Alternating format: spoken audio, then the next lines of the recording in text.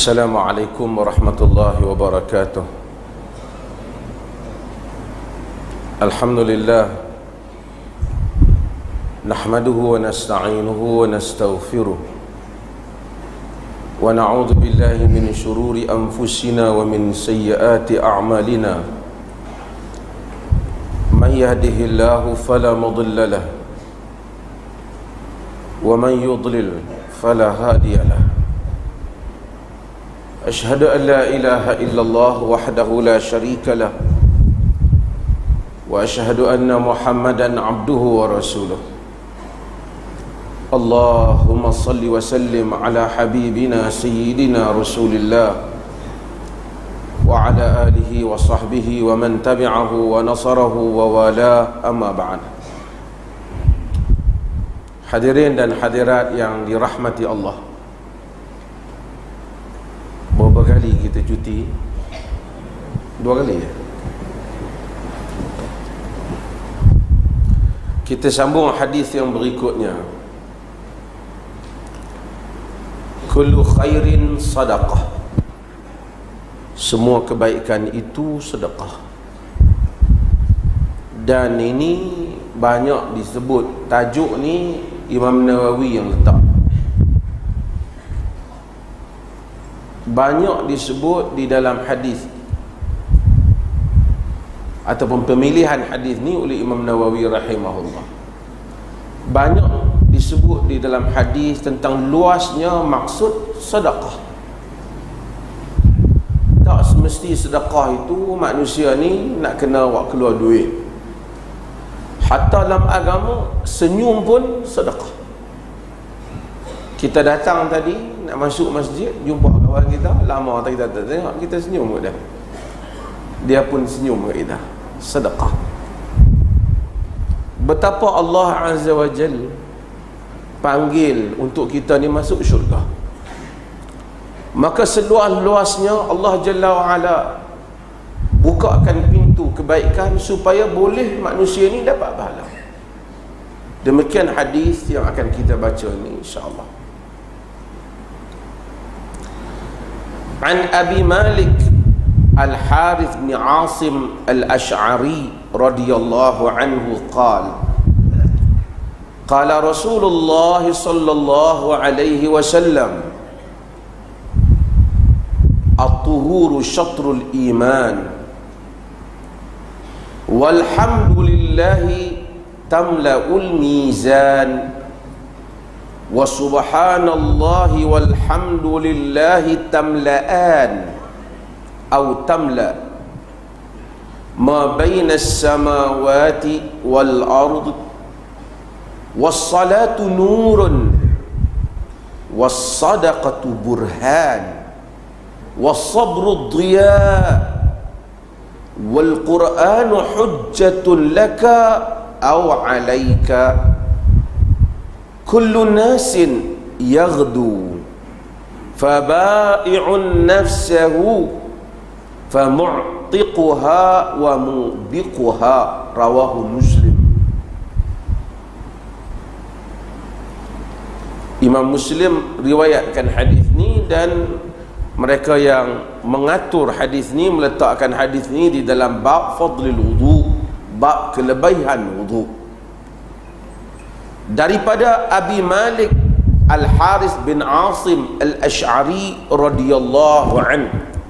Abi Malik ni kunyah dia, nama dia Al-Harith bin Asim Al-Ash'ari radhiyallahu anhu.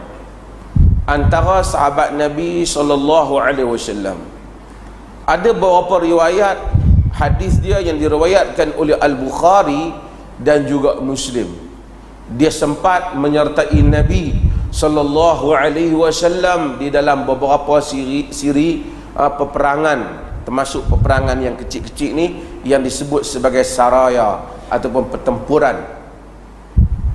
Jadi ini antara sahabat Nabi sallallahu alaihi wasallam. Sahabat ni ada yang besar dan ada yang tak berapa besar.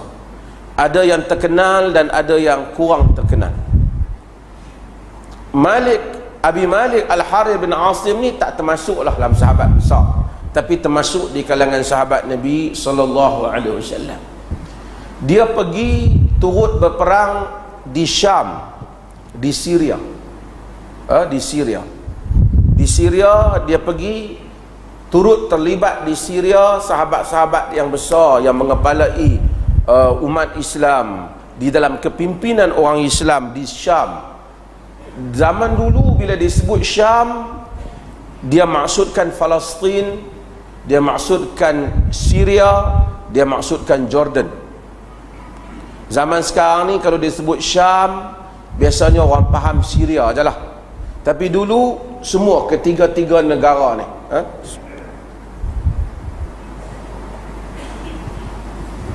dia ni Al-Harith bin Asim ni dia antara yang terkorban mati di dalam peristiwa Ta'un Amwas. Ta'un Amwas ni kita dah sebut hari itu ialah Ta'un yang telah melanda Syria, Syam. Syam ni ada sahabat besar yang pergi ke sana. Tadi saya tak sebut nama, iaitu Abu Ubaidah Al-Jarrah. Abu Ubaidah Al-Jarrah kepala di Syam. Pada zaman Umar bin Khattab radhiyallahu an. Termasuk di sana juga ialah Muadz bin Jabal. Sebab itu tuan-tuan pergi ke Jordan, tuan-tuan akan tengok ada kubur Abu Ubaidah Al-Jarrah dan ada kubur Muadz bin Jabal. Mereka dua-dua ni mati di dalam peristiwa Ta'un ni, Ta'un Amwas. Mati kena Ta'un. Sebab tu kita jangan tengok orang mati kena Ta'un tu dia bala mai dah. Dia satu bala, ujian, tetapi dia juga merupakan salah satu perkara yang dihitung sebagai dapat pahala syahid. Mendapat pahala syahid. Dalam hadis yang sahih, Nabi SAW tanya sahabat, man ta'uddu syahida fikum, siapa yang kamu kira syahid di kalangan kamu?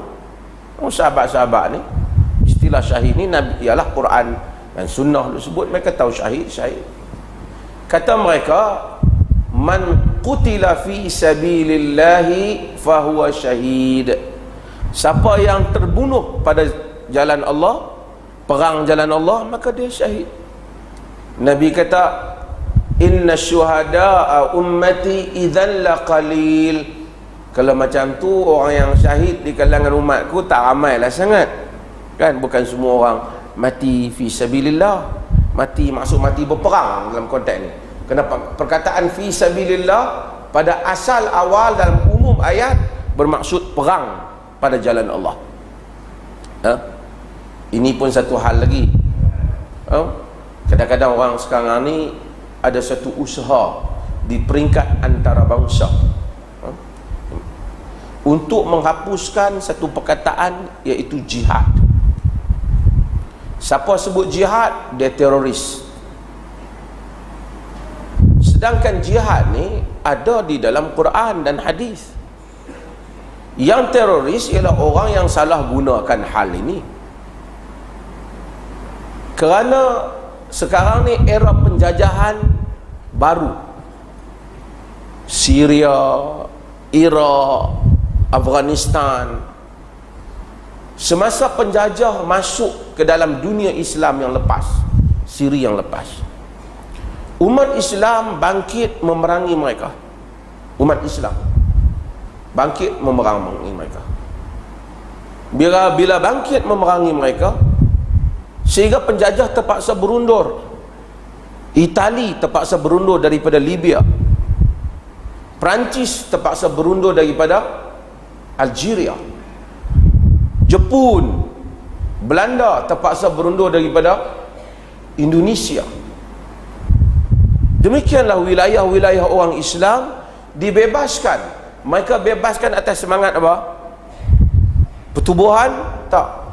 Semua mereka melakukan perjuangan jihad menentang penjajah. Jihad menentang penjajah. Lalu Barat menganggap bahawasanya jihad adalah perkataan yang sangat bahaya. Jika dibiarkan umat Islam guna perkataan ini lagi, maka mereka sekali lagi akan melancarkan jihad menentang penjajah-penjajah yang masuk ke dalam bumi orang Islam. Satu lagi, didapati satu sosok yang bahaya di dalam sejarah, iaitulah Ibnu Taimiyah rahimahullah. Kerana Ibnu Taimiyah rahimahullah, dia telah terlibat di dalam menentang Mongol yang masuk ke dalam wilayah Syria, Syam. Dia mengepalai peperangan. Dia bukan ulama duk pegang tasbih di masjid, duk kira siapa isap vape ya. Tak, dia memang ulama yang pergi ke medan.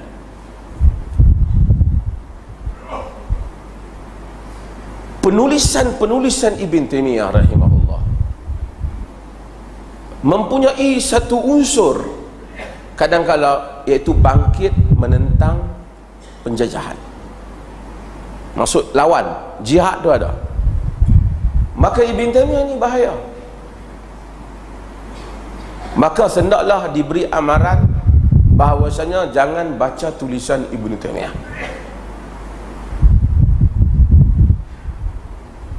Ada apa polis tu ada bercakap pasal teroris tu, apa anak Khan mana, dia kata bahawasanya Ibn Taimiyah bahaya sebab Ibn Taimiyah kata boleh bunuh tawanan, boleh bunuh tatarus ni, perisai manusia. Kalau orang buat perisai, kita nak pergi serang satu tempat, musuh ambil tawanan Islam buat perisai, dan boleh dibunuh, kata Ibn Taimiyah. Maksudnya kerana kalau kita tak bunuh perisai itu, kita akan kalah, tentera Islam akan kalah.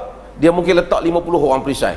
Jadi terpaksalah antara dua mudarat, mereka nak untuk mengalahkan musuh dengan orang Islam yang tawanan pun terpaksa terbunuh lah, daripada nak terbunuhnya tentera yang mungkin berpuluh ribu. Dia kata inilah teroris. Dia terlupa sebenarnya pendapat itu disebut dalam kitab-kitab Syafi'i sendiri, disebut oleh Al-Imam Al-Ghazali. Imam Ghazali 200 tahun sebelum Ibn Taimiyah dah sebut benda yang sama. Dia dah sebut benda ni, dan ulama-ulama Syafi'i sebut hal tu. Masalah nak setuju tak setuju satu hal, tapi orang terpaksa buat keputusan. 5 tawanan yang dijadikan benteng, 200 askar, yang mana nak kena mati? Itu maksud dah. Tapi dia ni tak, dia baca ke Arab pun tak boleh. Dia dengar daripada apa nama, nak sebut tak elok nama dah. Jadi dia tak tahu hakikatnya. Cumanya yang duka citanya, semua Perancis, Amerika dan siapa saja, bila nak bom pengganas ISIS yang ada di Syria, ISIS tu kita tak tahu duduk di mana, tapi yang pentingnya rakyat umum Syria mati. Atas alasan kerana nak bom pengganas, orang awam mati. Dan dia tak komplain pula, dia tak kata pula itu adalah perbuatan ganas. Itu yang dilakukan untuk menyebabkan orang ramai takut dengan istilah jihad ni. Mereka wujudkan satu kumpulan yang kita tak tahu daripada mana puncanya, nama dia ISIS ataupun Daesh. Daesh ni tiba-tiba muncul, pi semelih kepala orang, pi bakar orang, yang tak pernah siapa ajak ajaran ini. Kemudian istighfar diri dia sebagai khalifah, Abu Bakar Al-Baghdadi. Dia ni siapa kita tak kenal, bukan penulis kitab pun, bukan seorang penuntut pengajian Islam ke apa, sehingga kita nak kata dia tulah mewakili orang Islam. Mana boleh satu orang mamat ditumbuk orang tepi jalan, kita kata dia tu mewakili orang Islam sebab dia agama Islam, sebab dia pakai baju ada tulis Bismillah ke apa. Maka ISIS telah digunakan sebagai satu alat untuk menyebabkan orang semua benci kepada perkataan-perkataan ini. Kita tidak suruh orang bunuh orang, dan Islam tak pernah meredai apa saja yang dibuat mengebom orang awam dan seumpamanya yang dilakukan oleh ISIS. Tidak ada kaitan dengan agama. Tetapi untuk kata perkataan jihad inilah siapa yang sebut sebagai teroris, ini sudah melampau. Ini istilah yang ada dalam agama. Sebab itu saya kata perkara yang penting untuk masa ini ialah memperkenalkan kepada orang apakah jihad yang sebenarnya di dalam Islam ini. Jihad yang hakiki. Adakah orang Islam sehingga orang bom bunuh serang negeri dia, maka kita tak boleh pertahankan diri? Kita boleh pertahankan diri. Orang lain pertahan diri mereka, mereka tidak disebut sebagai teroris. Sebab itu kita kena berhati-hati dengan orang-orang yang mungkin berpakaian dengan pakaian pasukan keselamatan ke apa, tapi hakikatnya mereka merupakan jarum daripada jarum-jarum musuh yang masuk ke dalam umat Islam ni. Mempunyai agenda mereka, khususnya di kalangan kaum Syiah yang sedang tersebar dalam seluruh dunia ini. Nabi SAW kata, "Idzan inna syuhada ummati idzan la qalil." Kalau demikian, kalaulah yang mati pada jalan Allah saja, yang syahid tu saja yang syahid, maka syuhada umat aku ni sikitlah, kata Nabi. Kemudian Nabi kata, "Man qutila fi sabilillahi syahid." Siapa yang mati terbunuh pada jalan Allah, syahid. Man mata fi sabilillahi fahuwa syahid. Siapa yang mati pada jalan Allah juga syahid. Ada orang mungkin tak terbunuh, tapi mati duduk tengah dalam perjalanan, nak pergi buat amal soleh, mati, syahid dah. Nabi kata, man mata fi ta'uni fahuwa syahid. Siapa mati kerana ta'un, syahid. Man mata fil batn fahuwa syahid. Siapa yang mati kerana sakit perut, syahid. Allah rahmat Tuhan. Kadang-kadang kita simpati semua orang, tapi Tuhan dia rahmat dia luas. Kita tengok orang aksiden, kita kesian, kita pun tak suka orang aksiden, tapi dia mungkin di sisi Tuhan dapat pahala syahid. Mungkin dia keluar nak cari rezeki, dia dapat syahid. Allah rahmat dia luas. Syurga bukan semua orang masuk kerana banyak sedekah, dalam erti kata bagi duit saja, ataupun banyak sembahyang tahajud saja. Kemungkinan orang tu sibuk kerja, letih, pagi-pagi keluar awal, balik lewat malam, habis sembahyang isyak, nak sembahyang apa pun tak ada, tidur. Pagi esok nak bangkit awal pula. Allah bagikan pahala untuk dia dengan kerja dia. Kesusahan yang dia tanggung, susah payah dia jaga anak isteri dia, Allah bagi pahala. Terkorban dia ketika dia mencari rezeki, Allah bagi pahala. Ini agama yang luas, rahmat Tuhan luas. Kita selalu nampak sempit. Tuhan merahmati hamba-hamba dia. Kadang-kadang orang kita tengok lekeh, sapu tanpa tepi jalan, Allah, dia mungkin baik di sisi Allah, jauh daripada orang yang berjawatan dengan jawatan agama, mufti ke syekh ke, mungkin dia lebih baik. Saya tengok satu video, saya rasa samalah juga. Kadang-kadang inilah saja pesan dekat tuan-tuan, salam ni, tuan-tuan nak salam, cium tangan orang lain, cium lah, tapi tangan saya tak usah cium lah. Salam sudah. Sebab semua kita tahu kekurangan kita di sisi Tuhan Jalla wa'ala. Bila orang cium tangan kita, kita malu kat Tuhan je lah. Kerana orang sangka kita baik. Mungkin yang cium tu di sisi Tuhan jauh lebih baik. Mungkin dia tak hafal banyak, tak mengaji banyak, tapi hatinya jauh lebih ikhlas. Allah lebih sayang dia daripada kita. Dia mencium tangan saya, tak ada apa-apa, Allah murka kat saya. Sombong orang cium tangan. Jadi jangan tak cium. Pergi cium tangan orang saleh, pergi cium tangan orang baik-baik. Sebab tu kita malu di sisi Allah Jalla wa'ala, kerana Allah lebih tahu kedudukan hamba-hamba dia. Qala Rasulullah sallallahu alaihi wasallam, at-tuhuru syatrul iman. Tuhur, membersih. Tuhur, yakni membersihkan itu, syatrul iman, sebahagian daripada iman. Dia an-nazafatu minal iman tu dia bukan tak ada macam tu. Hadisnya at-tuhuru minal iman. Tuhur itu atau at-tuhuru syatrul iman. Tuhur itu separuh daripada iman. Walhamdulillahi tamla'ul mizan. Alhamdulillah memenuhi timbangan mizan. Subhanallah walhamdulillahi tamla'an. Subhanallah, alhamdulillah, penuh mizan Tuhan. Tamla'an ma bainas samawati wal ard, memenuhi langit dan bumi. Tapi kita tak nampak lah. Tapi antara langit dan bumi, subhanallah walhamdulillah, penuh. Nak naik ke langit tak sampai, naik kapal terbang tinggi, kita tengok bawah sayup tak nampak. Tapi Allah, Nabi kata subhanallah walhamdulillah tamla'an bainas samawati wal ard, memenuhi antara langit dan bumi. Pahala dia. InsyaAllah kita syarah ni. Was-salatu nurun, dan salat itu nur, cahaya. Was-sadaqatu burhan, sedekah itu burhan. Sedekah itu burhan. Burhan maksudnya bukti.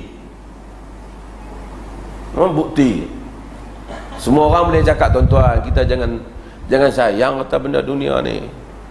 Kena. Tapi kita tadi minta sedekah sikit. Kita minta ke orang lain dulu lah. Cakap senang lah. Tapi kalau bagi sedekah burhan, bukti. Bukti tak sayang dunia, orang bagi. Wasabru dhiya, kesabaran itu merupakan sinaran cahaya. Wal Qur'anun hujjatul laka aw 'alaika, Quran itu hujjah untuk kau atau ke atas kau. Maksud hujjah untuk bela kau atau hujjah yang akan kau kena dengannya. Kullun nasu yaghdu, semua orang bersegera, berpagi-pagi dia, cepat-cepat dia. Fabai'un nafsahu, menjual dia diri dia. Famu'tiquha aw mubiquha, ada yang memerdekakan, membebaskan diri dia, ataupun ada yang menyebabkan dirinya jatuh di dalam kebinasaan. Ini maksud umum hadis. Hadis ni Nabi SAW sebut beberapa perkara. Nabi kata al-tuhuru syatrul iman, kebersihan atau membersihkan diri itu adalah separuh daripada iman. Bersih diri banyaklah, bersih itu banyaklah, bukan bersih di at-tuhur tu membersih, bersih. Kita ambil wudu, kita angkat hadas besar, kita cuci pakaian kita, semua itu dapat pahala. Tapi oleh kerana manusia semua buat, kita tak perasan. Isteri kita di rumah, dia basuh baju, dia kata aku ni nak pergi ibadat pun tak kena, banyak kerja dengan hamba.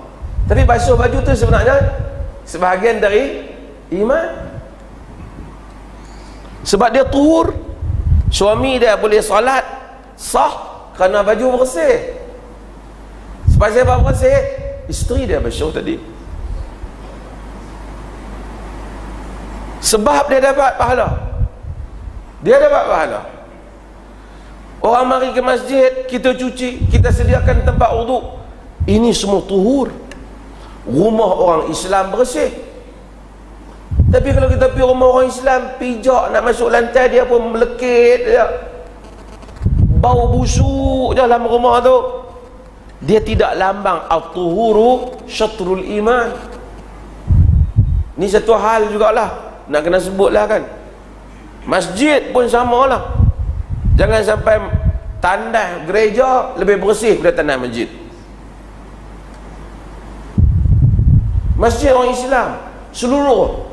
Kita pun heran kadang-kadang kita singgah mana-mana masjid, masjid ni pintu pun tercabut, pintu bilik air tu. Dia buat apa? Zikir ke? Ke dia pelompat zikir menari tu dibuat dalam bilik air ke apa?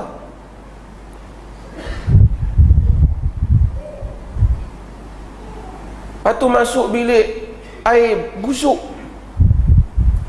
Orang Islam bersih, dia main masjid bersih, kita duduk tepi dia bersih. Sebab tu orang Islam ada minyak wangi dia, ada apa. Bukanlah saya kempen minyak wangi kat luar tu, siapa jual saya tak tahu, saya tak ada komisen dengan dia. Tapi siapa sajalah belilah, bagilah ada wangi. Orang salam dengan dia wangi, orang sembang, isteri dia duduk kat dia pun wangi, isteri malam-malam tidur dengan suami pun wangi. Jangan sampai isteri mai tidur tapi suami terkejut. Bau dah dia mai tidur kan. Samalah juga sebaliknya. Orang Islam, Allah sebab tu dia suruh kita mai sembahyang jemaah. Dia suruh hal ni, dia suruh kita pakai pakaian elok, baju yang elok.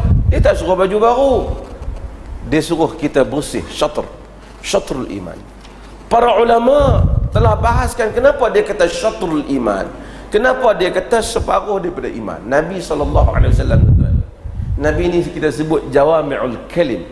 Kalau kita dengar hadis tadi pendek-pendek ya, tapi makna dia besar. Makna dia besar. Nabi kata at-tuhuru syatrul iman. Tuhur itu separuh daripada iman. Kerana iman itu dia membersihkan dalaman manusia, dan luar daripada luar dia dalam jiwa manusia itu syirik, kufur. Apa yang membersihkannya? Iman. Separuh daripada dalam manusia, luar manusia. Apa yang membersihkannya? Tahur.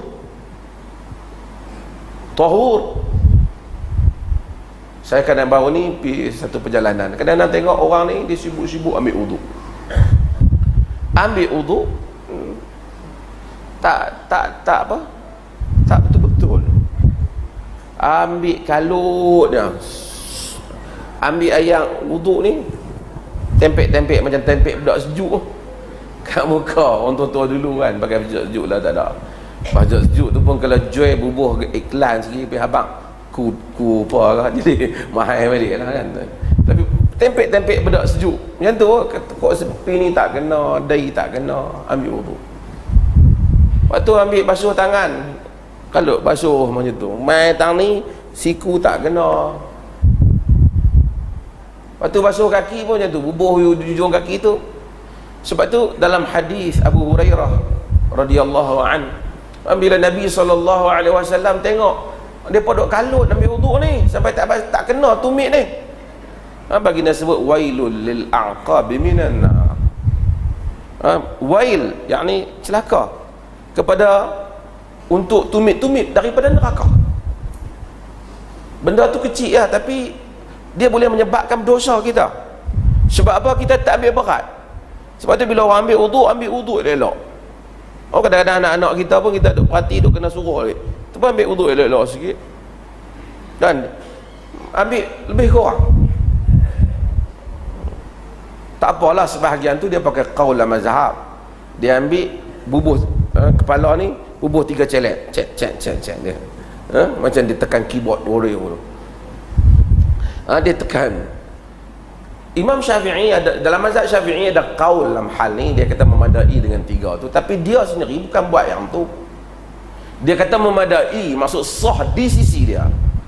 Tak apalah qaul dia tu, masalah kita nak bersetuju tak setuju tak apalah. Di salah satu pendapat yang beliau keluarkan radhiyallahu anhu Imam Syafi'i. Cuma ya, praktis Nabi sapu kepala. Bukan Imam Syafi'i suruh 3, dia tak suruh. Sebahagian orang tak faham mazhab Syafi'i, duk mengaku Syafi'i itulah. Pasal apa 3? Aku Syafi'i. Nah, dia tak suruh. Dia kata paling kurang. Pasal apa yang ambil paling tu? Bersapu. Sapu kepala. Ni kadang-kadang tak ada. Muka tak ada kena. Malas takut kena remuh. Kan? Tahur. Wuduk. Bila kita ambil wuduk, elokkan wuduk, maka manusia ni akan elok. Tahur. Mandi wajib juga demikian. Katakan mandi wajib. Kadang-kadang orang mandi wajib ni kadang-kadang banyak sangat teori. Dia kata kena buka ayat tu, tunggu ayat dekat-dekat nak sampai cuk niat. Saya pun tak tahu. Habis tu masa hang buka tu hang niat nampak. Ini pun tak betul teori yang macam tu. Tapi yang pentingnya mandi wajib, niat mandi wajib lah. Kan? Katakan air keseluruhan badan. Kerana ini semua ada pahala di sisi Tuhan. Ada pahala di sisi Tuhan. Bersihkan rumah, sapu rumah, ada bersihkan baju, ada pahala di sisi Tuhan. Allah Azza wa Jal, dia buat satu agama ni, kalau kita kira kerana dia boleh pahala belaka. Daripada basuh baju, mai pakai baju, mai bubuh minyak wangi, tak nak boleh semayang berapa banyak pahala. Boleh bersugi, boleh mai tadi mandi dulu nak mai kuliah, semua tu boleh pahala belaka di sisi Allah Jalla wa'ala. Separuh daripada iman. Dan kita berbeza dengan ajaran agama-agama sebahagian dalam agama Kristian.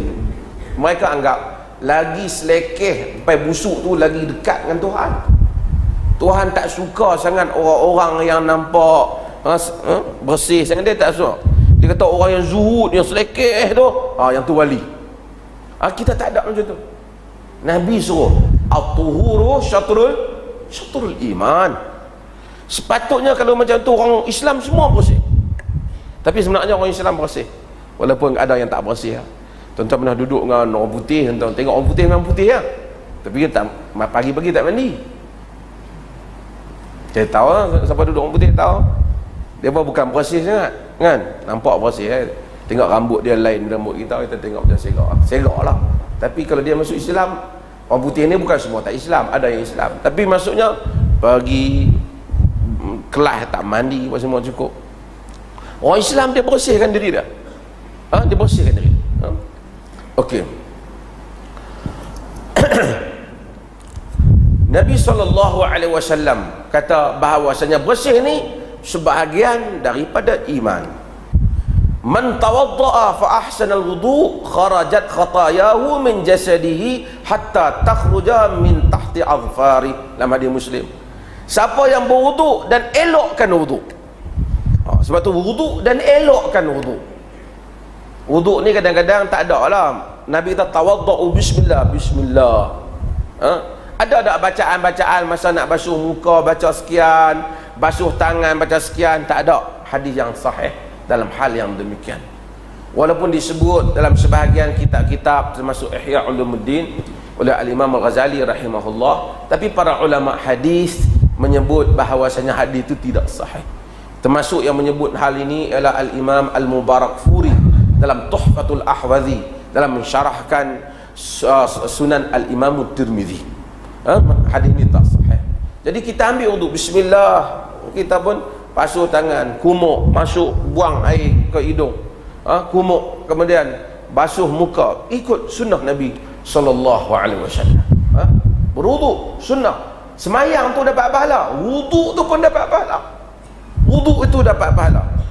Nabi kata fa ahsanal wudu kharajat khatayahu min jasadi, keluarlah dosa-dosa dia daripada badan dia. Allahu akbar. Adakah kita yang tak berdosa? Keadaan belaka lah. Tapi Nabi kata keluar dosa ni, masa basuh ni keluar, basuh muka keluar dosa dari muka, daripada hidung, daripada muka, mata, daripada tangan, keluar kata Nabi hatta takhruja min tahti azfarihi, sehingga keluar daripada bawah-bawah hujung-hujung jari dia pun keluar dosa. Subhanallah. Alhamdulillah. Tuhan mahu hapuskan dosa kita. Dia tak mahu kaki kita berdosa. Jadi bila kita tahu macam tu, masa kita nak berwuduk, kita pun cubalah berwuduk elok-elok. Kita ni kalut, tuan-tuan kalut, saya pun lagi kalut. Bila dah kalut, kadang-kadang kita pun tak perasan. Sebab kita sedang beribadat ni, ambil wuduk ni, lebih kurang kita buat. Lebih kurang kita buat. Maka bila orang mengaji sunnah, maka dia perelak wuduk dia. Dia perelak wuduk dia. Dan Nabi SAW sebut, inna ummati yud'auna yawmal qiyamat ghurran muhajjali min atharil wudu'. Umat aku akan diseru pada hari kiamat, ada tanda ni, tanda wudu'. Ni macam kuda dia dah ghurrah. Kuda tu kita tengok kuda, muka kuda ada, depan muka kuda tu ada putih. Dia kuda hitam dia ada tanda putih. Kita ni bila hari kiamat Tuhan panggil, semua ahli-ahli wuduk ni muka dia ada tanda wuduk, tangan dia ada tanda wuduk. Orang bila berwuduk, ahli wuduk, kita tengok muka orang panggil ayak muka, kan? Water face kata labu. Jadi ayak muka orang ni kan, bila kita tengok orang tu ahli ibadat, ahli wuduk, kita tengok muka dia, kita tahu muka ni muka orang baik. Muka orang saleh walaupun hitam, tapi kalau muka tak soleh, kita tengok dia pun kelam. Walaupun dia ceramah, kelam. Tambah masa dia maki orang, lagi kelam.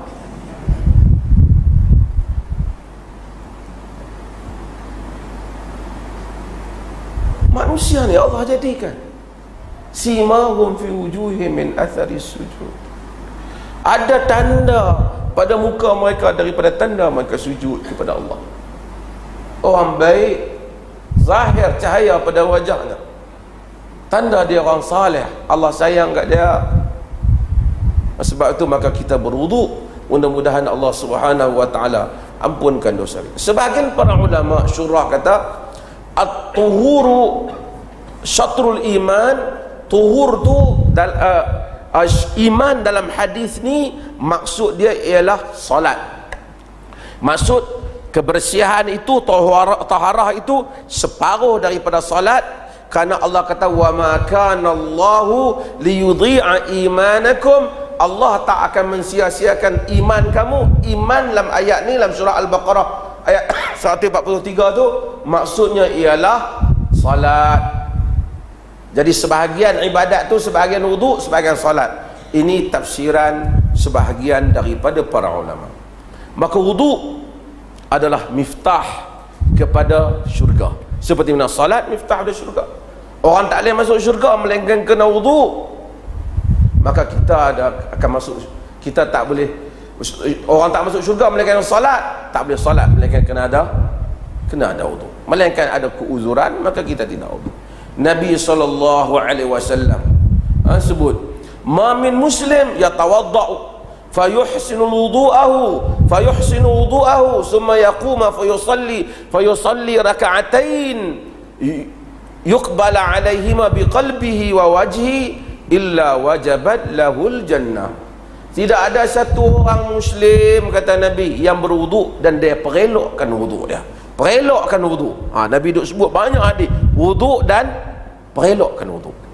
Pasal saya pun wuduk, tuan-tuan berwuduk, tapi kadang-kadang kita terlupa nak perelok wuduk. Tak semayang tu kita nak tengah dengar orang qamat, kita punya pulun wuduk, kita habis basah, kita duk apa? Orang panggil apa? Kalut wuduk tu duk apa? Berkepiak dah kan.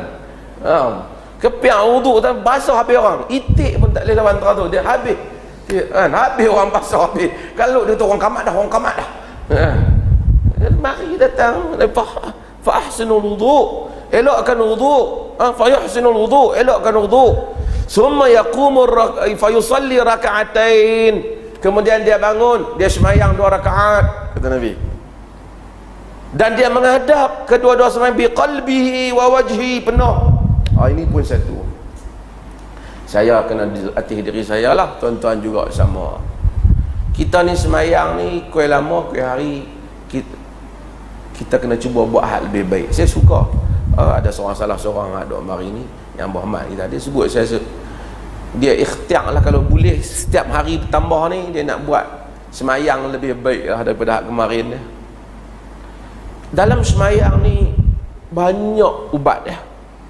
Kita sebut Allahu Akbar, kita besarkan Allah.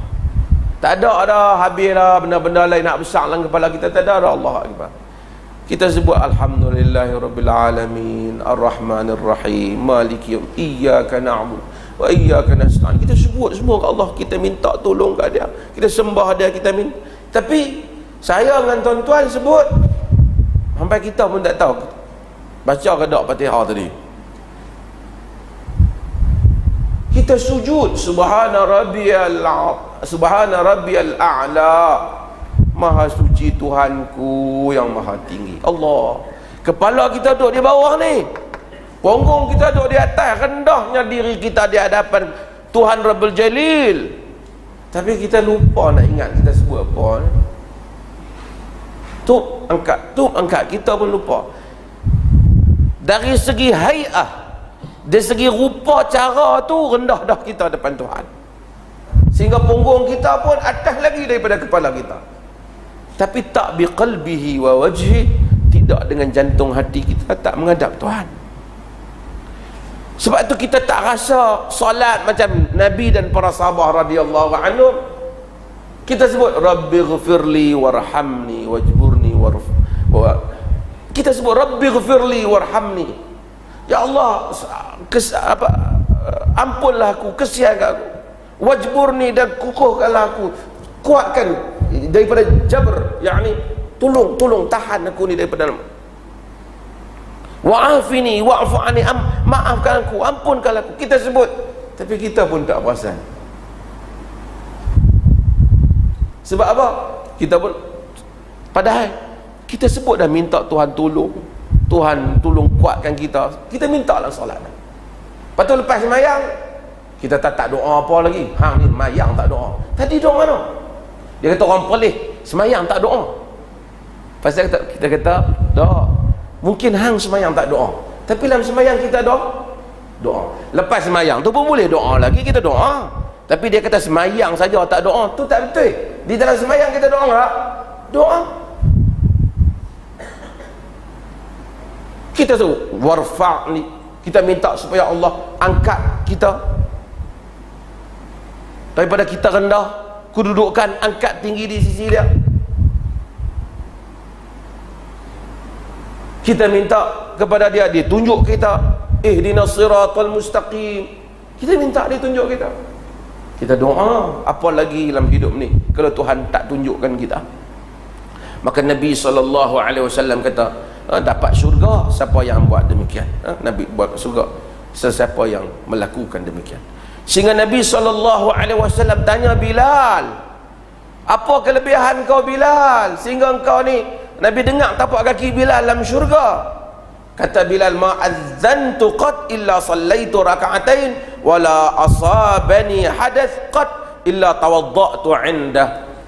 Kata Bilal, aku tak pernah azan pun melainkan aku akan semayang 2 rakaat bahazan, dan aku tak berhadas pun, tak pernah berhadas sekali pun melainkan akan aku ambil wudu, kemudian melainkan aku akan ambil wudu. Maksudnya Bilal ni sentiasa berwudu. Bukanlah wajib, tapi ada orang buat. Kita pun tak mampu nak, kita berwuduk pergi pejabat apa, lepas tu kita nak ni pula, kita rasa nak kena pergi terkalut-kalut, kita batal tak ni dah. Tambah pula sebahagian kita payahkan lagi kan, nak kena buka stokin lah. Kalau orang perempuan payah lah kan. Sebenarnya dia boleh sapu je atas stokin tu. Dia dah berwuduk tadi, dia pakai, dia boleh sapu atas stokin dia. Oh boleh ke? Mana boleh? Saya tak pernah tengok pun. Hang tak pernah tengok bukan benda tak ada. Sebab tu orang pergi Mekah, dia heran, macam mana Arab ni sapu tas stokin kan. Lain kali dia tak tahu kita kat Malaysia tak buat, dia tak buat. Nanya pasal apa Arab tu sapu? Tak tahu, Wahabi kot yang tu. Selesai masalah dia. Dia ada ba' al-mas'u 'ala al-jawrab atau jawrabain. Ba' sapu di atas stokin.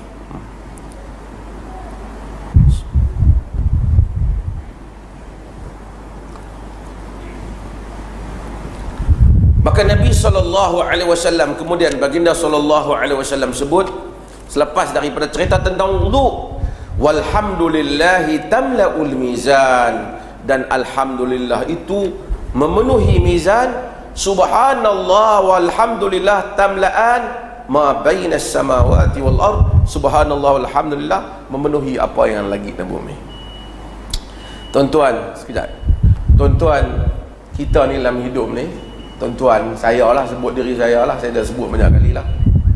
Balik di akhirat kita akan menyesal dengan diri kita sendiri. Duk saya saja kan naik kereta, kalau kita subhanallah subhanallah subhanallah alhamdulillah wa la ilaha illallah akbar, semua ni boleh balik pergi ke Allah Ta'ala, kira belakang di sisi timbangan Tuhan. Tapi kita tak sebut, tuan-tuan tak sebut, kadang-kadang sibuk kita tak sebut. Duk kalut setengah orang dia kata dia duduk saja, tak ada nak duduk saja, mui tak tahu nak buat apa. Padahal kalau dia kata subhanallah alhamdulillah wa la ilaha illallah wallahu akbar, subhanallah, dia kata alhamdulillah, subhanallah alhamdulillah tamla'an ma bainas samawati wal ard, memenuhi langit dan bumi. Kalau kita mati, apa kita harap? Kita tak harap anak kita, kita tak harap siapa dah. Kita harap nak timbang amalan kita ni macam mana. banyak belah baik ke banyak belah buruk? Kok ada sekeping roti yang, kata dalam hadis, sekeping roti yang kita bagi ke orang barangkali boleh selamatkan kita daripada neraka. Subhanallah yang kita sebut, alhamdulillah yang kita sebut, memberatkan timbangan itu. Dan kita semua akan menyesal. Kalaulah hari aku duduk saja hari itu, aku kata subhanallah, alhamdulillah lagi sekali boleh timbang hari ini. Tapi kita tak kata, sebab mata'un ghurur, dunia ini perhiasan yang menipu. Penipu. Azan insyaAllah.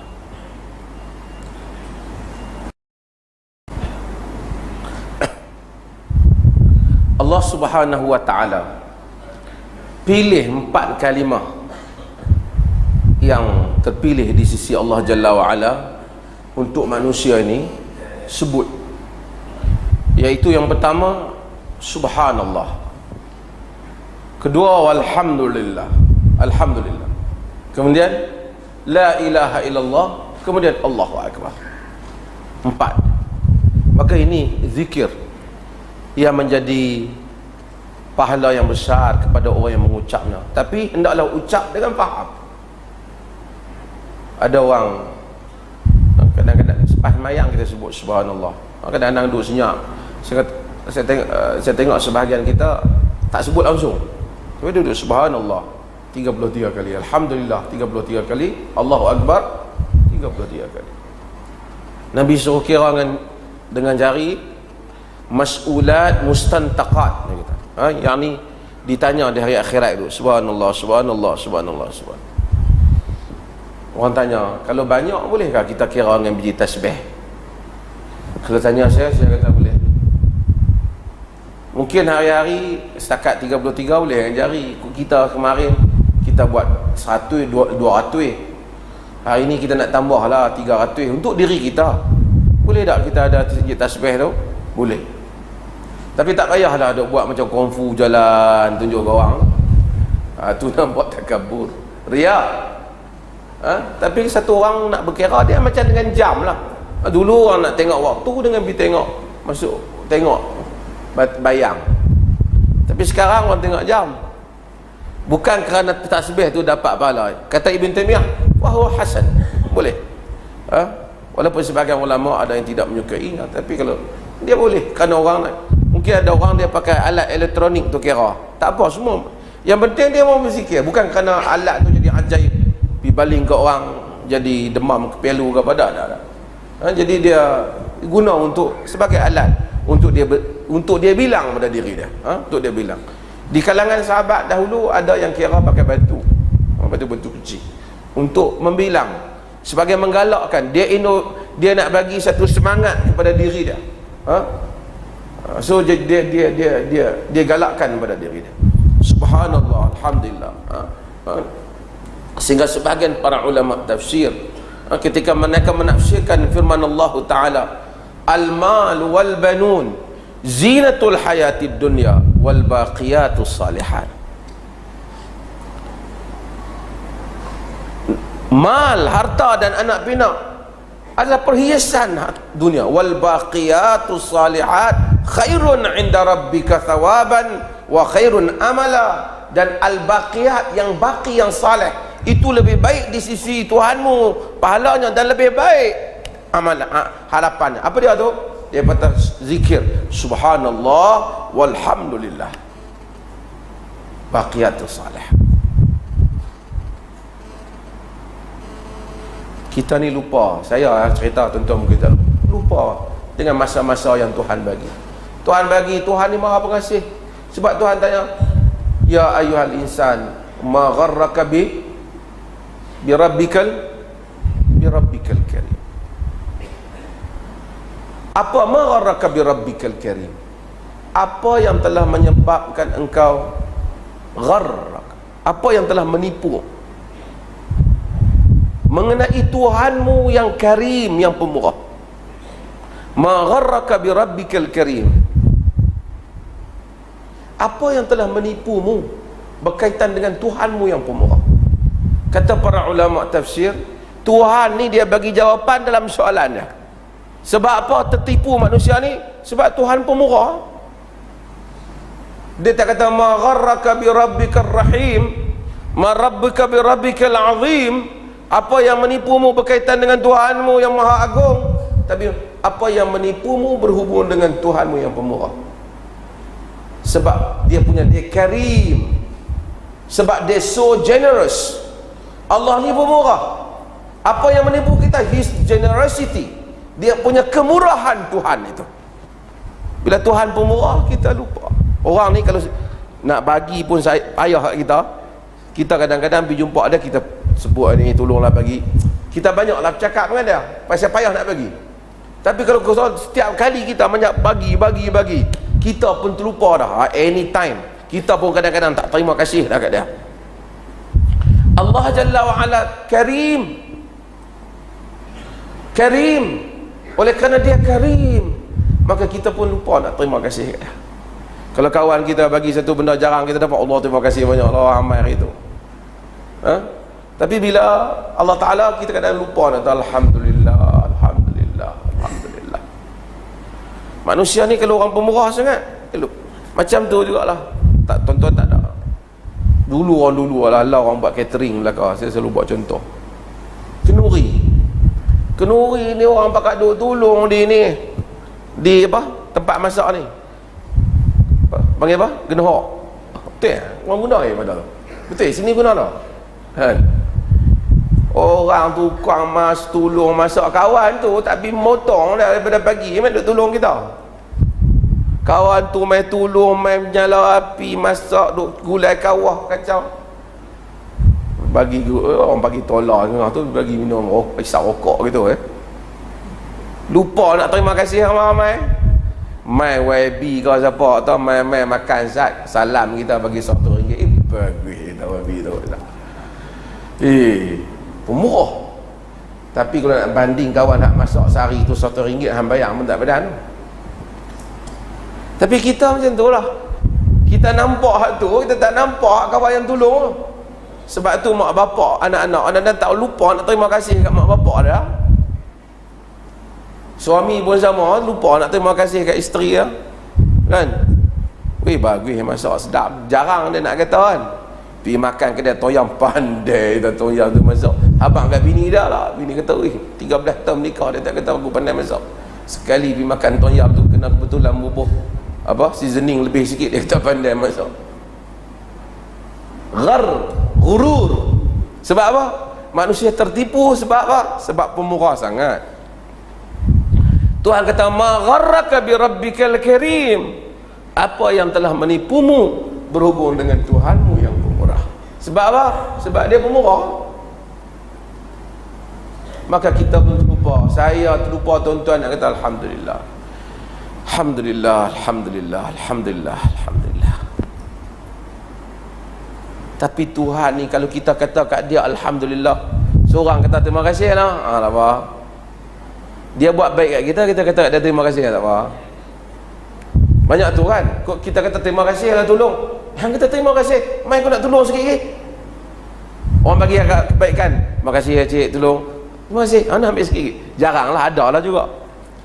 Allah Jalla wa'ala, dia bagi kebaikan nyawa mak kita kata alhamdulillah. Dia kata tamla'ul mizan. Subhanallah walhamdulillah tamla'u atau tamla'an ma baina samawati wal ard. Memenuhi antara langit dan bumi. Dia bagi dah kita ucap kat dia. Dia nak bagi syurga pula. Pasal tolong kata alhamdulillah. Rahmatlah Tuhan ni. Maka sebab itu kita sayang Allah Ta'ala. Bila kita tahu nikmat dia, maka marilah hati kita perasaan kasih dan sayang kepada Tuhan. Rasa rendah diri kita depan Tuhan dan rasa bersalah kita depan Jalla wa'ala di atas taksir kita bijambillahi azza wa jal di sisi Tuhan Jalla wa'ala, sehingga kita lupa nak sebut subhanallah, alhamdulillah. Mudah-mudahan kita banyakkan zikir dan insyaAllah kita akan sambung hadis ini panjang dan sambung kuliah yang akan datang. Saya jawab apa soalan.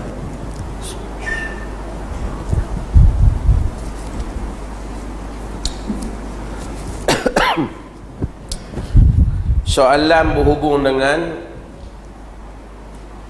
tasbih. bertashbih apa? Berhubung apa panggil ni? Memasukkan jari ni antara satu sama lain jari ni sebelum menunggu solat. Itu katanya dah. Ha? Saya sebut ringkas tapi sebut. Nabi SAW dalam hadis yang diriwayatkan oleh Abu Dawud, Tirmizi, ada menyebut bahawasanya baginda SAW kata, hadis ni dia kata, idza tawadda'a ahadukum fa ahsanu wudu'ahu summa kharaja 'amidan ila shalah. Apabila satu orang itu berwudu dan perelok wudu dia kemudian keluar untuk solat, fala yushabbikanna baina yadayhi fa innahu fi shalah. Jangan dia tasbihkan, dia masukkan jari antara satu sama jari dia ni, antara masuk macam ni, masukkan jari antara satu sama lain sedangkan dia di dalam solat. Hadis ni ada beberapa perbincangan. Satunya ada di kalangan para ulama ada yang mentad'ifkan hadis ni sebab dalam rawi ni ada nama Abu Thumamah Al-Hannat, dikatakan majhul. Di kalangan para ulama ada yang mensahihkan hadis ni, amailah termasuk di kalangan mu'asirina Al-Albani. Di atas alasan dia panggil ada syahid, kerana ada hadis lain yang membantu untuk mengangkat hadis ni daripada riwayat yang lain yang mengangkat hadis ni. Kenapa timbul persoalan? Kerana ada hadis Nabi SAW yang diriwayatkan oleh Bukhari. Nabi selepas mayang summa qama ila al-khashabatil ma'rudah fil masjid fattaka'a 'alaiha. Nabi pernah lepas mayang, Nabi keluar, Nabi pi kat satu kayu yang duduk dalam masjid tu, yang melentang dalam masjid. Zaman Nabi ada kayu melentang dalam masjid. Nabi fattaka'a 'alaiha, Nabi sandangkan. Ka'annahu ghadban, nampak Nabi ni macam dengan marah, kata Abu Hurairah. Kemudian washabbaka baina asabi'ihi, dia menyasukkan jari dia antara satu sama lain sedangkan dia dalam masjid. Ada hadis tu, dan ada hadis yang diriwayat Bukhari juga. Nabi kata al-mu'min lil mu'min kal bunyan, orang mukmin dibandingkan orang mukmin lain bagaikan satu bangunan. Kemudian Nabi washabbaka baina asabi'ihi, Nabi buat macam ni. Nabi buat macam ni, maksudnya kukuh. Jadi hak Nabi cakap tu Nabi buat lah. Di kalangan para ulama ada yang kata oleh kerana ada dua hadis ni dan hadis yang seumpama ni, maka hadis tadi ni ada kena rawi ada masalah, maka kita tak pakai hadis tu buat memasukkan jari antara satu sama lain ni. Apa nama Melayu boleh menyelati ke apa? Boleh kata mereka. Sebahagian pendapat kata kalau yang bagi yang mensahihkan hadis yang kata tak boleh tu juga, mereka kata hak tak boleh masa tunggu sembahyang, lepas sembahyang tak apa. Jadi salah satulah dalam hadis ni. Hadis berhubung dengan nahnu qaumun la na'kulu hatta naju' wa idza akalna la nashba'. Kami adalah kaum yang tak makan sehingga kami lapar, bila kami makan tak kenyang. Ada riwayat sebut tu. Dari segi sanad hadis ni kita tak jumpa sanad dia. Ada disebut oleh Burhanuddin Al-Halabi dalam As-Sirah Al-Halabiyah, tapi tak ada asas sanad dia. So hadis ni tak sahih, tapi makna dia sahih. Kita kononnya dalam Sirah Halabiyah dia kata Muqawqis raja ni, Rom ni, dia hantar kepada Nabi satu hantaran. Nabi bagi pulang balik, Nabi kata kami satu kaum yang tak akan makan sehingga lapar, bila makan kami tak kenyang. Tapi hadis ni tak sabit lah. Tapi dari segi asal perbuatannya betul ya. Kita ni bila makan taklah sampai kenyang, tapi bila dah kenyang taklah duk makan lagi kan. Tapi dalam tradisi ada kita adalah kaum yang tak yang makan masa kami masih kenyang, dan bila kami makan kami tak lapar. Yang tu kan.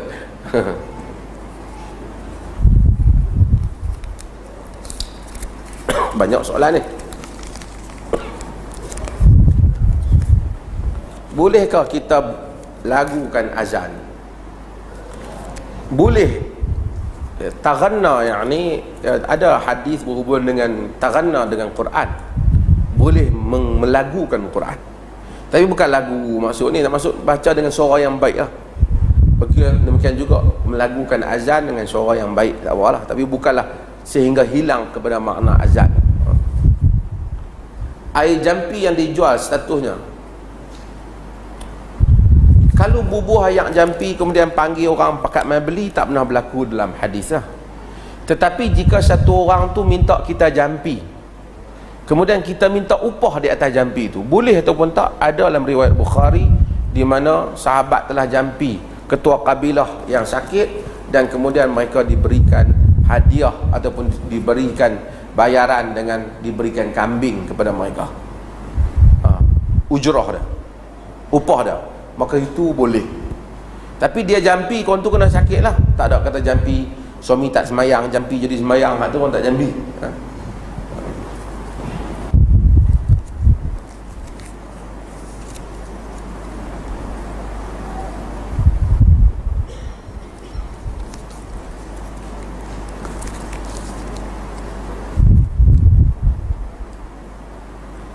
Saya simpan wang tabung haji, dipahamkan pihak tabung haji telah bayar zakat. Kalau dia telah bayar zakat, maksudnya patutnya kita dapat banyak ni, tapi kita dapat kurang sikit sebab dia dah bayar zakat, maka artinya kita tak bayar zakat lah. Dia dah bayar. Bolehkah promosi perniagaan dalam masjid? Tak dipromosi perniagaan dalam masjid. Termasuk perniagaan umrah pun tak promosi dalam masjid. Siapa nak pergi umrah, kata digalakkan orang pergi umrah, tak apalah kan. Tapi nak kempen, saya nak pergi umrah, siapa nak pergi boleh ikut lah. Setakat tu nak habak kita pergi umrah, tak apalah, habak kat kawan kita. Tapi nak pergi kempen barang kita, pergi dengan PK saya tuan-tuan, hotel dekat dengan masjid berapa, habak, itu berniaga lah. Apa hukum solat berjemaah bagi lelaki? Sunat muakkad, sangat dituntut. Dalam sebahagian mazhab mereka menganggap sebagai fardu kifayah, ataupun mereka menganggap sebagai wajib kepada orang lelaki ya. Seperti mazhab Hanbal. Sebab tu mereka wajibkan solat berjemaah.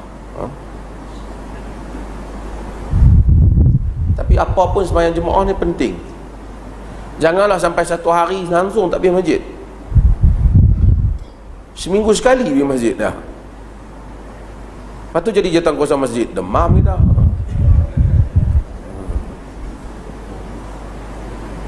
Ada orang main masjid pasal nak main mengundi lah, nak pilih JK. Lagi kacau.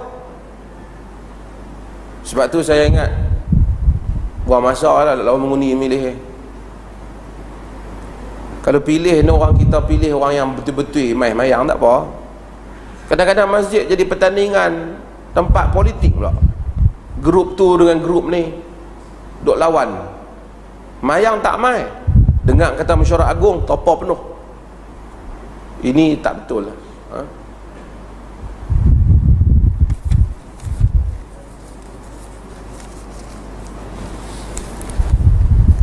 Masjid ni orang mari masjid, semua orang mari masjid kerana Allah Ta'ala. Ada orang mari masjid kerana nak berpolitik. Nabi, setara Nabi pun kata, man dakhala masjidil haram fahuwa amin. Siapa masjid dia selamat. Isu berkenaan larangan ceramah di Johor.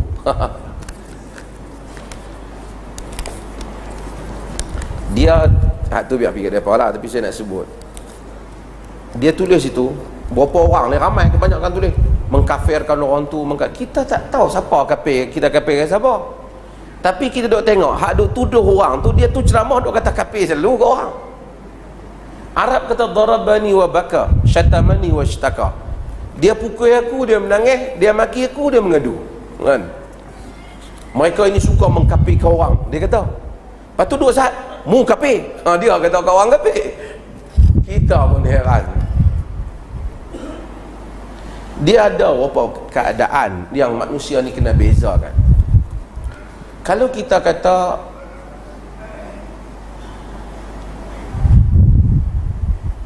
siapa minum arak masuk neraka, itu satu hukum umum. Bukan berarti oh kalau macam tu hang kata ke ayah aku masuk neraka lah. Kita tak tahu ayah dia minum ke tak. Kita tak kata ayah hang masuk neraka. Bila mari kepada bab individu, mungkin dia minum arak tapi mungkin dia ada keuzuran yang lain, mungkin dia matilah keadaan taubat, mungkin macam-macam. Tapi kaedah umumnya minum arak tak masuk syurga. Bukan siapa minum arak masuk syurga, tak boleh lah. Minum arak dosa bawa pada neraka. Tapi adakah si A masuk neraka? Yang tu tak boleh, kita tak tahu. Macam kita sebut pakai tudung wajib, tutup aurat, tak pakai salah, dosa. Oh kalau macam tu hang kata bini aku masuk neraka, aku tak kata kat bini hang. Ini satu kenyataan umum. Boleh jadi dia tak masuk, boleh jadi dia ada pahala ada yang lain yang lebih, boleh jadi dia ada keuzuran dia, boleh jadi dia beristighfar, bertaubat kepada Allah, semua boleh jadi. Tapi kaedah umumnya tak pakai yang tu salah lah. Itu kaedah.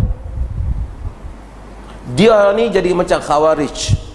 2-3 orang para ahbas ni, dia tolong orang kata utara kata tolong batang kat orang. Orang kata yang ni salah, dia kata oh tu hampa kata kami semua masuk neraka.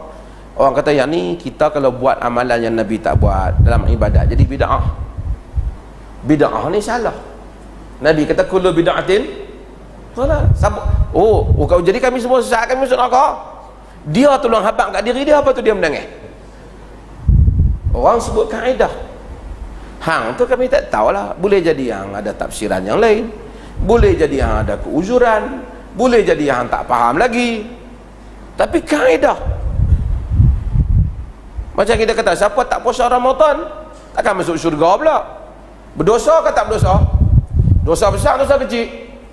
Oh kalau macam tu hang kata pak aku duk dosa besar jadi ahli neraka, kita tak kata ke pak hang tak puasa. Kita pak aku tak puasa. Pasal apa tak puasa? Dia tak puasa, dia sakit, ada keuzuran dia. Tapi kaedah umum tak puasa, melainkan manusia mungkin ada keuzuran. Ini sebahagian manusia yang demam. Yang demam ni pula lebih pucat.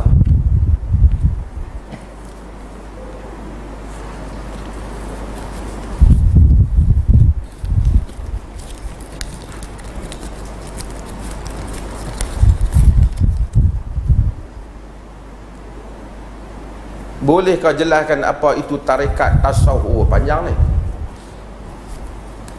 Tuan-tuan, istilah-istilah ni tak penting. Manusia jadi kerohanian, nak jadi sufi, semua boleh.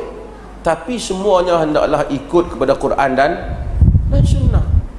Kenapa kita nak masuk jadi sufi? Kalau tanya orang, kerana nak membersihkan diri dia, nak menjadikan yang besar dalam jiwa kita ialah Allah. Tak apalah. Tapi kadang-kadang dia masuk sufi, dia bukan besarkan Allah, dia besarkan Tok Syekh dia.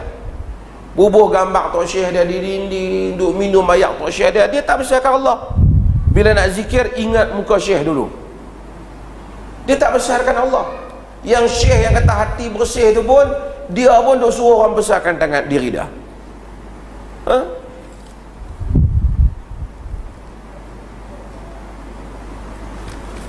Hak panjang-panjang ni next.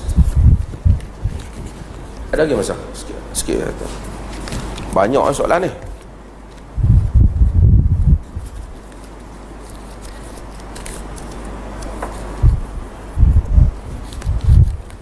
Soalan ni semua pun berbalut. Boleh atau tidak sekiranya kita menciptakan zikir selawat sendiri untuk kita amalkan dianggap sebagai ibadat? Apakah dapat pahala? Zikir apa hak sendiri tu? Kalau kita cipta zikir ni Nabi dah ajar dah. Tapi kalau kita buat, saya ni kita sibuk, kita bukan cipta zikir, kita peruntukkan untuk diri kita. Masa kita free pun antara maghrib dengan isyak misalnya, tak ada kuliah, kita akan zikir, misalnya istighfar, kita akan istighfar. Ataupun lepas subuh kita peruntuk dah, lepas subuh kita nak istighfar 500 kali. Jadi bila orang tanya awak lepas subuh sunat 500, tak, lepas subuh ni lah aku ada masa. Lepas tu kita sebut la haula wala quwata illa billah, kita sebut beratus-ratus kali. Baik untuk kita. Tapi kenapa mesti lepas subuh? Tak mesti. Masa ni kita ada masa. Boleh tak kita buat untuk diri kita? Boleh. Berapa ratus kali yang anda buat. saya buat 500 kali, oh mesti 500 ke? Tak semesti, tapi saya disiplinkan diri saya misalnya. Bukan kita cipta zikir, kita ciptakan disiplin untuk diri kita. Lepas tu kalau orang kata hang kalau nak berjaya hang kena buat macam tu 500, kita tak kata yang tu, tapi kita rasa itu peningkatan untuk diri kita, kita buat. Jangan sampai antara kita ni sampai tak berzikir langsung.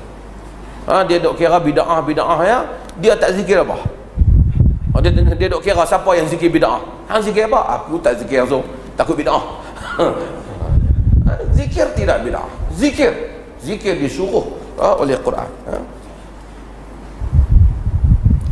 Adakah usrah dan halaqah itu sunnah? Ini semua macam kuliah. Adakah kuliah malam Selasa sunnah? Nah, dia bukan kuliah malam Selasa. Bila kita ada masa kita buat kuliah. Kalau kata hari ni buat Selasa, minggu depan buat Rabu, lama-lama orang tak tahu nak main riba. Yang ni soalan pengutusan aturan. Jadi kita boleh atur apa yang sesuai. Pasal Ibnu Taimiyah tadi kita dah jawab. Ni dah kebanyakan kita dah jawab. Mai ni hak masjid pula. Ni orang akademi tu. Akademi pun ada tulis dia lah. Okey. Tuan-tuan hadirin dan hadirat sekalian, ni bagi perhatian sikit lah.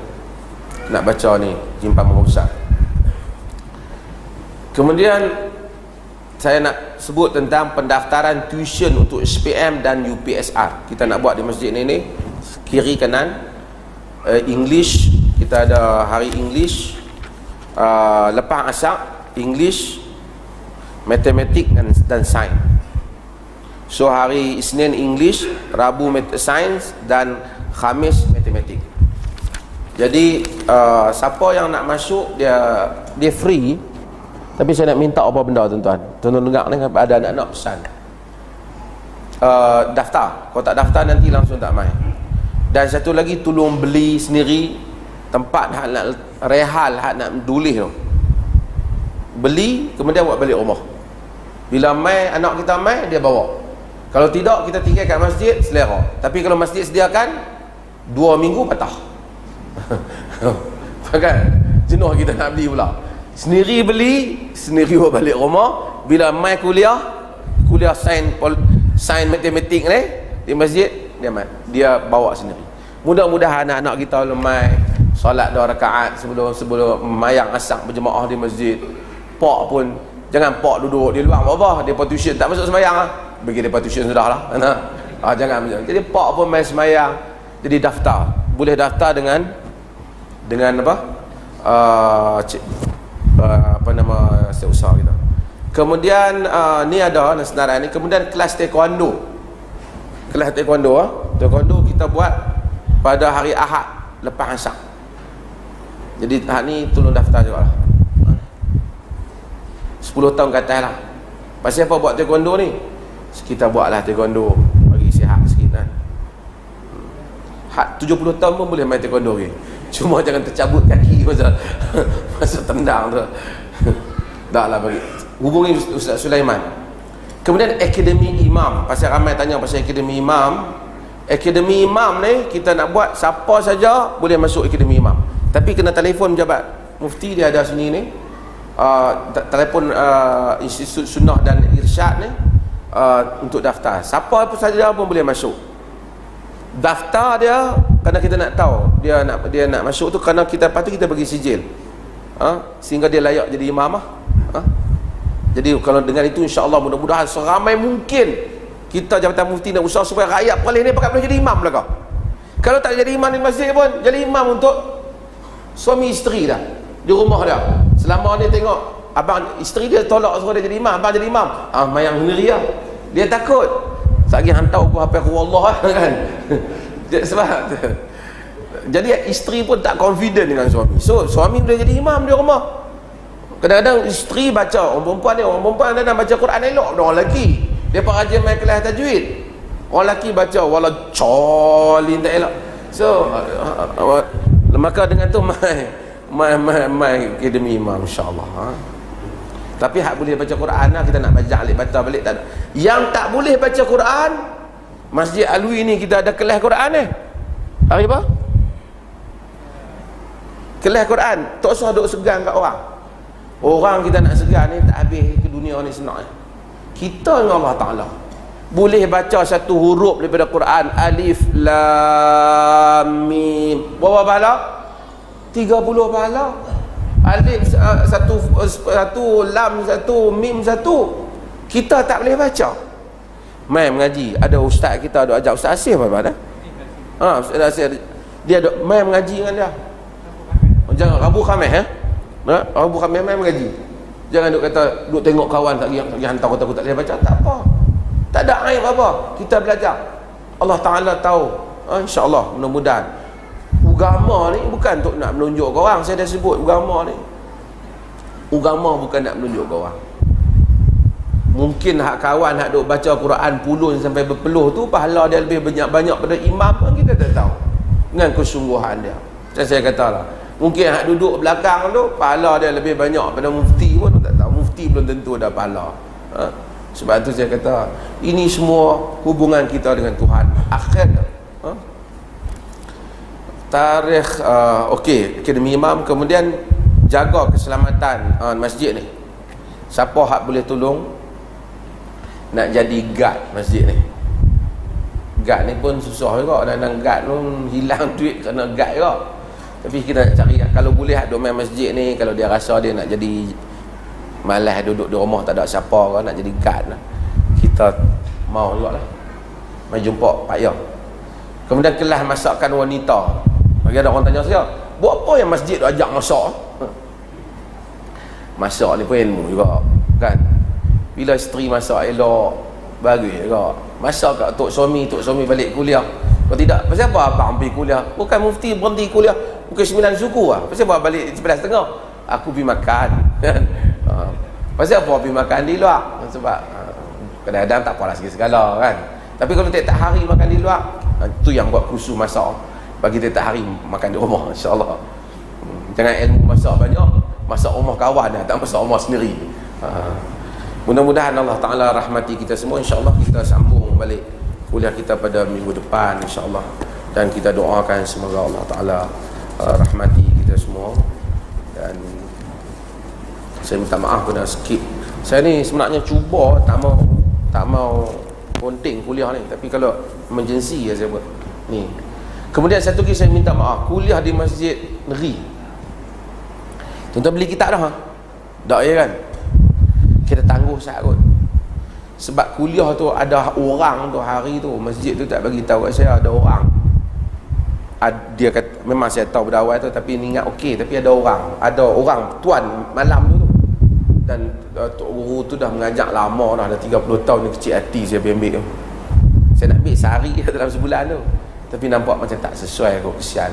Jadi saya ingat kita tangguh sat lah kita mengaji tang ni tu, insya-Allah. Kitab ni pun nak habis lah.